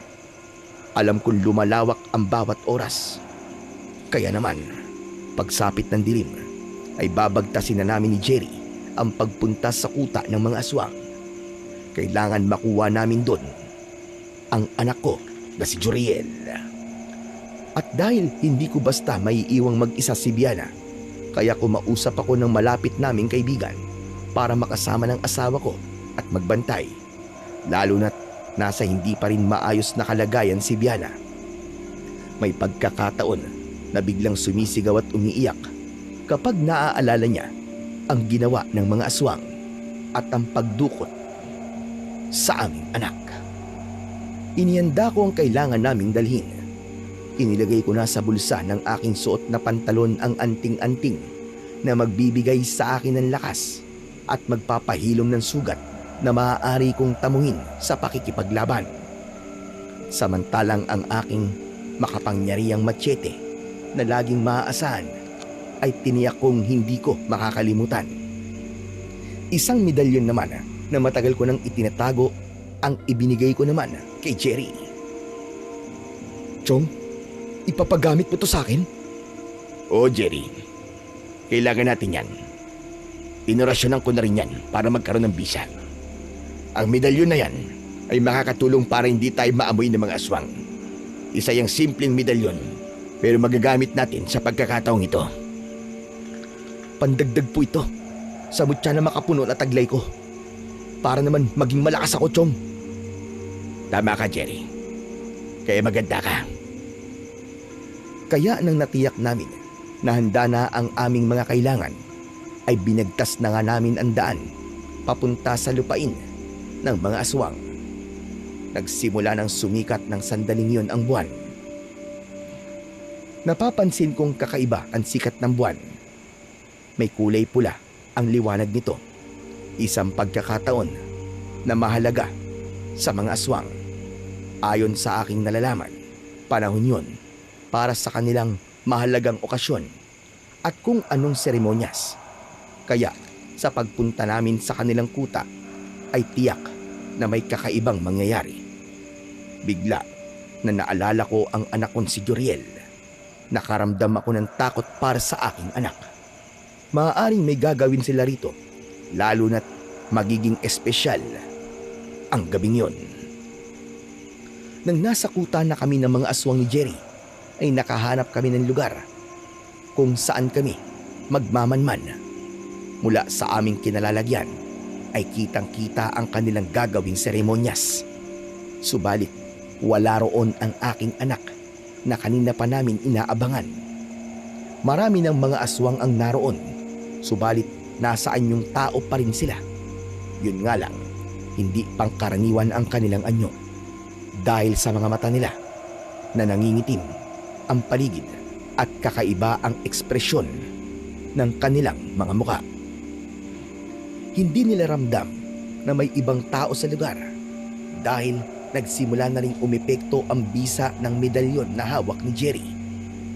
Nahahadlangan ng medalyon ang aming amoy upang hindi yun maramdaman ng mga aswang na naroon. Maya-maya lang ay lumabas na si Primo. Kasunod ay ang anak kong si Joriel na nakahiga sa isang pahabang mesa at nakatali ang magkabila ang kamay. May takip na tela ang kanyang bibig upang hindi makapagsalita at makasigaw. Parang sinuntok ang dibdib ko at nadurog ang puso ko habang nakikita ko ang kaawa-awang kalagayan ng aking anak. Mula sa pwesto namin ni Jerry ay kaya naming marinig ang sinasabi ni Primo. Ang batang ito, ang anak ni Rustico na sa sumira sa ating mga plano at nagmamatigas para hindi isuko ang lupang ating pagmamayari. Ansang magbabayad sa kanyang ginawa sa atin. Lalo na ang ginawa niyang paglason sa ating lupain. Ang dugo ng kanyang anak ang ididilig natin para mawala ang sumpa at lason sa ating lupain. Ngayong gabi rin magigising ang ating Supremo. Kaya tama lang na ang sariwang laman ng batang ito ang kanyang magiging pagkain. Nagsigawan ang mga aswang habang ramdam ko ang sakit sa kalooban dahil sa mga binibitiwang salita ni Primo. Bilang ama naman ay hindi ko kayang manood na lamang sa susunod nilang gagawin sa aking anak. Jerry, hindi ko na kayang nakikita kong ito. Anong gagawin natin, Chong? Lalapitan ko na sila. Hindi ako papayag na mapahamak ang anak ko. Pero Chong, delikado. Alam kong matapang ka at kaya mong labanan ng mga aswang. Pero sa dami nila baka mabigo tayo. Lalo na magigising na ang kanilang Supremo na magbibigay sa kanila ng ibayo panlakas. Chong, huwag tayo magpadalos-dalos. Mag-isip tayo ng paraan. Nag-uusap kami ni Jerry nang mapansin namin na nag-iiba ang kulay ng liwanag mula sa buwan. Nagiging kulay pula na yon. Chong, ano nangyayari? Tignan mo ang liwanag ng buwan, oh. Ito na ang hinihintay nila sa dali, Jerry. Biglang nag-ingay ang mga aswang. Kasunod ay ang tila mga tunog ng kahoy na kanilang ginamit na instrumento, katulad ng tunog ng kulantang, isang uri ng instrumento na gawa sa kahoy na lumilika ng tunog. Tahimik kami ni Jerry na nakamasid sa mga mangyayari. Pumasok ang ilang kalalakian. Nabuhat ang isang malapad na tila papag at may nakatakip na telang itim. Inilagay yun sa unahan ng mga nagkakatipong aswang. Tinanggal ang takip at lumantad ang isang lalaking tila mahimbing na natutulog. Siya ang tinatawag nilang Supremo na binanggit ni Primo na magigising sa sandaling yon. Dahil naalis na ang itim na telang nakatakip sa nahihimbing na lalaki. Kaya nasinagan siya ng kulay dugong liwanag mula sa buwan. Duminat ang mga mata nito at dahan-dahang bumangon. Lalong lumakas ang tunog ng mga instrumentong kahoy na may kasama pang sigawan ng mga nilalang na nagkakatipon sa lugar na yon. Nagising na ang kanilang Supremo, bagay na kanilang pinakahihintay. Dahil sa pangyayaring yon, ay lalo namang lumakas ang kaba ko, hindi para sa amin ni Jerry, kundi para sa aking anak na si Joriel. Kaya tumayo ako sa pinagkukublihan namin ni Jerry. Alam ng pamangkin ko ang aking pinaplano, kaya pinigilan niya ako. Subalit buo na ang desisyon ko. Lalapit ako sa pagkakatipon ng mga aswang. Kailangan may gawin ako para iligtas ang aking nag-iisang anak. Inalis ko sa pagkakasabit sa aking bewang ang armas kong machete at iniwan ko yon kay Jerry. Lumapit ako sa magkakatipong mga aswang. Halos napatingin sa akin ang mga kampo ng dilim sa ginawa kong paglapit. Nakatingin sila sa akin, lalo na si Primo at ang kagigising lang na Supremo. Anong ginagawa mo rito, Rustico? Pati ba naman ang mahalagang okasyon namin ay pinakikailaman mo? Narito ako para sa anak ko, hayop ka. Nakikiusap ako sa inyo. Huwag ang anak ko. Napakabata pa niya. Siya ang kabayaran sa lahat ng ginawa mo. Ang dugo niya ang magtatanggal sa lason na ikinalat mo sa aming lupain. Nakikiusap ako sa iyo, Primo. Huwag ang anak ko. Ako na lang. Buhay ko na lang ang kunin niyo at wag na ang anak ko. Napakabata pa niya. At marami pa siyang pangarap. Maawa kayo. Talaga bang ito ang gusto mong mangyari, Rustico? Makikipagpalit ka sa anak mo? Oo, Primo. Handa kong gawin yun. Para sa kaligtasan ng aking anak. Talagang mahal na mahal mo ang anak mo. Oo. At kahit buhay ko, handa kong ibigay para sa kaligtasan niya. Ba't naman kami tatanggi sa gusto mo? Isa pa, ikaw talaga may malaking atraso sa amin. Kaya tama lang na ikaw ang siyang magbayad. Mas marami ka rin dugo. Mas mapapakinabangan ang iyong laman ng mga kalahi ko. Hindi na tinanong pa ni Primo ang desisyon ng kanilang supremo, kundi itinali niya ako at kinalagan naman si Joriel. Inalis din ang takip sa bibig niya. Tay, hindi niyo na lang po sana ginawa to. Paano po kayo, Tay? Huwag mo akong alalahanin, anak. Mahalagang makauwi ka ng buhay sa bahay natin. Dahil hinihintay ka ng nanay mo. Nariyan ang pinsan mo si Jerry. Makakasama mo siya sa pag-uwi. Pero Tay, papatayin po nila kayo. Ipandidilig po ang dugo niyo sa lupain nila. Anak, pabayaan mo na ako. Mas mahalaga na ikaw ang siyang mabuhay. Kaya sige na, anak. Lumayo ka na rito. Ang dami pang drama! Sige na! Humiga ka na sa lugar na hinigaan kanina ng anak mo. Dahil kailangan na simulan ng seremonyas. Baka mainip na ang aming supremo. Pakiusap lang, Primo. Huwag niyong pakikialaman ang anak ko. Hayaan niyo siyang makauwi. Huwag ka mag-alala. Pababayaan namin ang anak mo. Sige na, bata. Umalis ka na rito. At baka mamaya magbago pa ang isip namin. At isama ka na rin namin. At pareho na kayo magiging handog ng tatay mo. Natakot si Joriel sa sinabi ni Primo, kaya kahit nagdadalawang isip ay lumayo na ito. Nagtungo ito sa itinuro kong lugar sa kanya kung nasaan naghihintay si Jerry. Naigapos na ako at inihiga sa isang papag na gawa sa kahoy. Nang nakahiga na ako roon, ay napansin kong titig na titig sa akin ang supremo. Napansin yun ni Primo, kaya lumapit siya.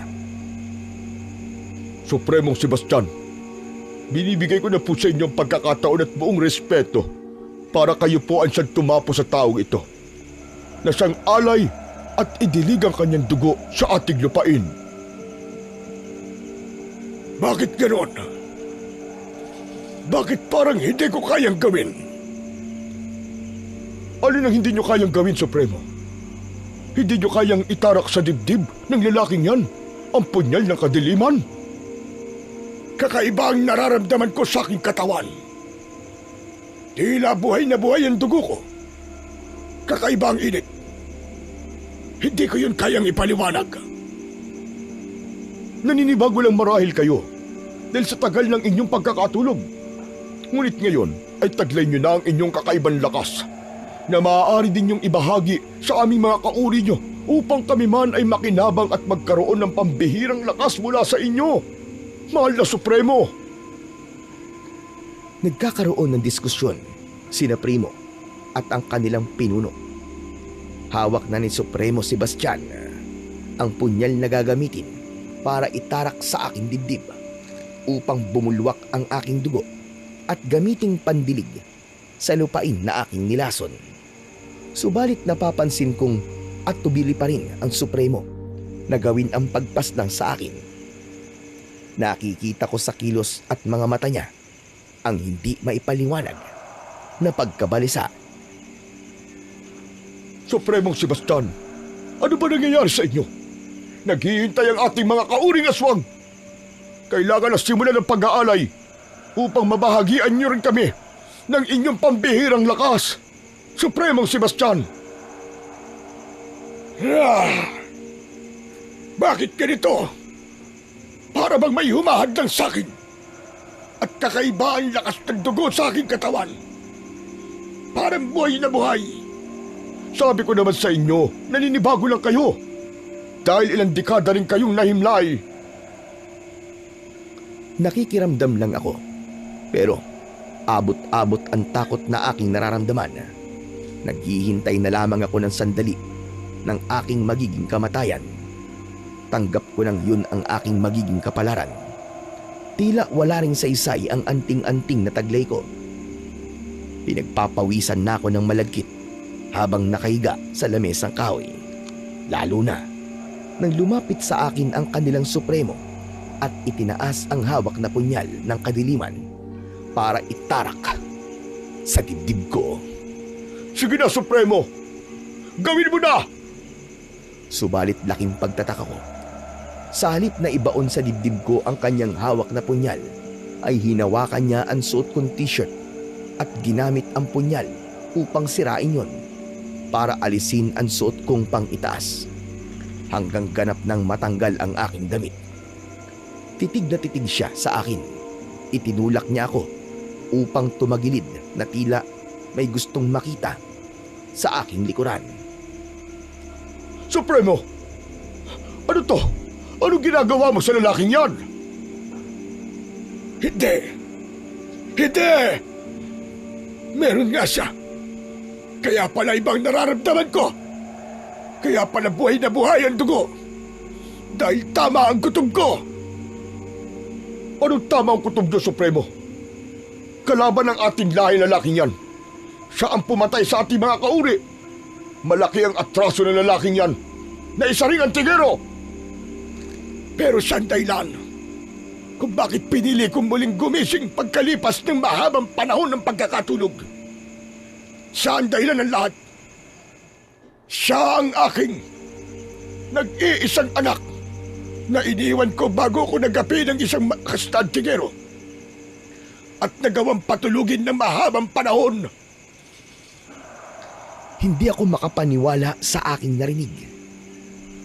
Anak ako ng supremo ng mga aswang at siya ang aking ama. Sandali lang. Anong sinasabi mo, Supremo? Ang kanyang tato sa likuran. Ang pulang tato ng baligtad na triangulo na may mata sa gitna. Yan ang aking tatak. At ako pa mismo nagtatak niyan sa likod ng aking anak. Ngunit baka nagkataon lamang, Supremo. Hindi pwedeng maging anak mo ang isang antingero. Hindi ako maaaring magkamali. Anak ko siya. Dahil yun sa nararamdaman kong lukso ng aking dugo. Anak ko siya. Kaya wag na wag niyo siyang sasaktan. Kalagan niyo siya.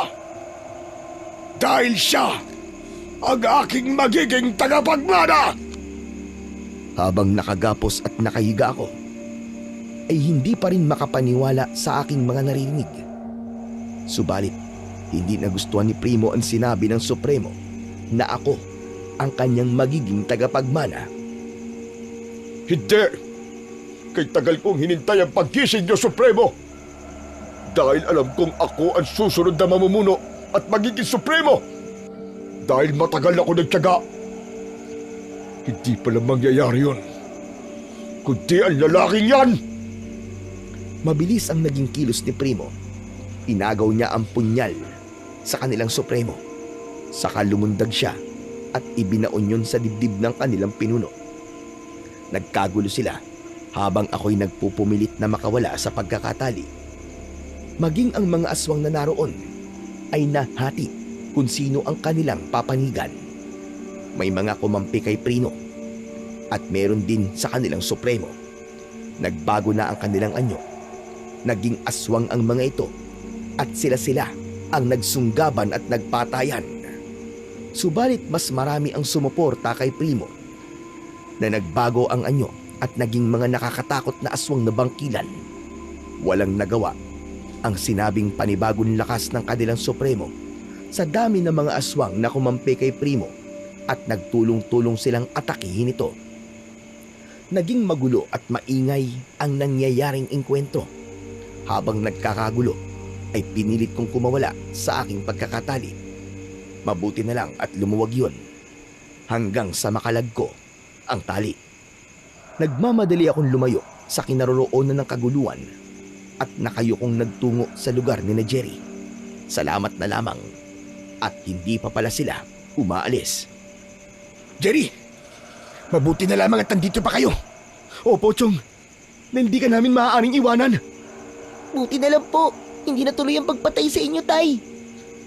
Pero Tay, tama po ba yung narinig ko? Anak po kayo ng Supremo ng Aswang? Hindi ko rin alam, anak. Pero hindi ito ang oras para malaman natin ang totoo. Kailangan umalis na tayo rito. Sinong may sabing makakaalis na kayo rito? Dapat ka bawala, Rustiko. Maging ang anak mo! Dahil kadugo niyo pala ang Supremo. Ngayong wala na siya, hindi ka na rin dapat mabuhay pa. Dahil manatili kang hadlang sa aking mga plano. Lalo na ngayon, dahil ako lang ang siya dapat na mamuno sa lahi ng mga aswang. At hindi ikaw! Hindi ko ikinatutuwa na may lahi pala akong bangkilan. Pero hindi ako papayag na ikaw ang tatapos sa amin. Ikaw ang dapat na mawala para mapigilan ang iyong masamang plano. Kinuha ko kay Jerry ang aking machete at agad na inundayan ng taga ang aswang na si Primo. Subalit nakaiwas ito. At bago pa ako muling sumugod sa kanya, ay may iba pang aswang nakauri siya na dumaluhong sa amin. Naging maagap naman si Jerry. Agad niyang iwinasiwas ang buntot ng page sa ere na ipinagamit ko sa kanya. Umiigik ang mga aswang na tinatamaan ng buntot ng pagi. Bumagsak yun sa lupa, kaya agad ko namang sinunggaban at tinagpas ang leeg. Lalong nagalit si Primo dahil sa aking ginawa. Kaya umatungal ito, sabay daluhong, pero hindi ako ang punteriya kundi ang anak ko. Alam niyang kahinaan ko ang aking anak. Pero bago pa siya nakalapit, ay nagpaikot-ikot ako habang hawak ang machete. Kaya bago pa siya makalapit ay tinamaan ko ang kanyang braso. Napahinto ito sa kabiglang nilapitan ni Jerry at hinagupit ng buntot ng page. Dahil sa sakit ay napataba si Primo at nagmamadali akong lumapit at paulit-ulit kong ibinaon sa kanyang likuran ang matalas kong machete. Tumilamsik pa ang kanyang dugo. Hindi ko tinigilan ang pagbaon ng aking patalim hanggang sa tuluyan siyang malagutan ng hininga. Sumugod pa ang ibang aswang na naroon pero wala silang panama sa amin ni Jerry. Kaya yun ang kanilang naging katapusan. Hindi lang pala dugo namin ng anak ko ang maaaring makatanggal ng sumpa at lason sa lupain yun, kundi mismong dugo ng mga nagkutang aswang na naidilig sa lupain yun ay naging dahilan upang muling tumaba ang lupa at magamit para sa pagtatanim. Samantala, ang tungkol naman sa pagiging anak ng Supremo ng aswang ay hindi na naging big deal sa akin. Alam kong habang lumalaki ako ay batid kong ampun ako ng pamilya ng manunugis na kumupkup sa akin at itinuring akong parang tunay na anak. At hindi yun inilihim sa akin ng taong nagpalaki sa akin na mula sa lahi ng mga antingero. Ipinagpasalamat ko yun na sila ang nag-aruga sa akin dahil ang pagiging antingero nila ang naging dahilan para mawalan ng bisa sa pagkatao ko ang dugo ng aswang, sapagkat hinadlangan yun ng anting-anting na ipinamana sa akin. Sa ngayon po, muli ay naging payapa ang buhay namin ng aking pamilya. Salamat sa pagiging antingero na malaking bagay para patuloy kong matulungan ng aking kapwa, lalo na ang para sa kaligtasan ng aking pamilya. Kaya patuloy ko itong yayakapin para makagawa ako ng kabutihan sa aking kapwa. May kanya-kanya po tayong tungkulin at mahalagang gampanin na sadyang itinakda para sa atin.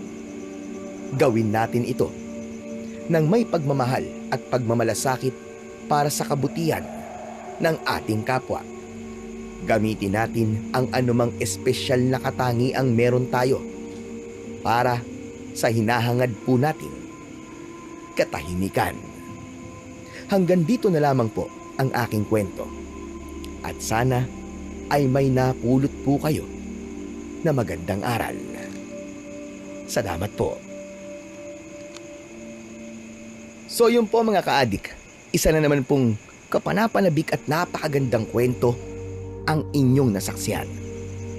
Grabe ang nangyari po sa pamilya ni Rustico at sa kanya. Pero dahil sa pagmamahal at sa kanyang pananampalataya, napagtagumpayan po nila ang kampo ng kadiliman sa kuta nito na umaagaw sa kanilang lupain at tumangay sa kanyang batang anak. At may pabonus pa, nalaman din niya na siya ay kampon din pala ng kadiliman na inampon ng mga antingero. Ngunit sa kabila ng lahat, nangibabaw pa rin sa kanyang puso ang kabutihan. So yun mga kaadik, magbasa na po tayo ng comment natin sa ating istorya kahapon. Sabi po ni Emilia Kilyason, shout out po Boss Blair, OFW from Sariaya, Quezon Province, here in Kuwait. First time ko po mag-comment pero matagal-tagal na rin po akong nakikinig sa inyo. Maraming salamat po sa inyo, Ma'am Emilia. Sabi naman po ni Mylene Ortega, ito talaga ang the best na paiba-iba ng boses kasi walang halong edit ng boses ng iba. The best ka talaga, Idol Sir Blair, the voice addict and Apong Isaac. I'm proud of you, sir. Maraming salamat po, ma'am. Sabi naman po ni Marvin Campos, Idol, ang galing mo talaga. May gitsang taon na po ako nakikinig sa inyo araw-araw. Pa-shoutout po sa mga nang aaswang dito sa Korea. Salamat po, Idol. Bakit may nang aaswang dyan? Hello po sa inyong lahat dyan, lalo-lalo na sa mga nang aaswang. Sabi naman po ni Bernardita de la Cruz, pakain mo sa aswang yung mag-ina. Kakainis talaga sa mga taong sinungaling. Salamat po sa bago po ninyong upload na kwentong aswang. Sabi naman po ni Marie Chris Mapula, kuhang-kuha mo sender ang inis ko. Isa kang malaking malaki ang iyong malaki ka na. Kaya mo na lumaban dyan sa madrasta mo. Gigil na gigil talaga ako sa'yo. Galit na galit si Mama. Sabi naman po ni Aleli Morales, magandang araw po si Blair. Walang sawa pong pakikinig. Sabi naman po ni Edna Pagaduan, hello po. Ang gaganda po ng mga istorya nyo. Kaya lagi po ako naghihintay sa bagong upload. God bless po. Listening from San Francisco, California, USA. At yun po sa panghuli, sabi po ni Precious Irish Shalso, ayun, may new upload na po. Good morning sa lahat. Salamat po. Avid number 1 fan po ako nyo. Watching from Hong Kong. Maraming salamat po sa mga OFW natin dyan sa Hong Kong at saan man pong sulok ng ating daigdig. Mabuhay po kayong lahat at pagpalain pa po kayo ng ating Panginoong Diyos kasama po ang buo niyong pamilya. Maraming salamat po sa inyong lahat hanggang sa huli pong pakikinig ng ating kwento. Maraming salamat po.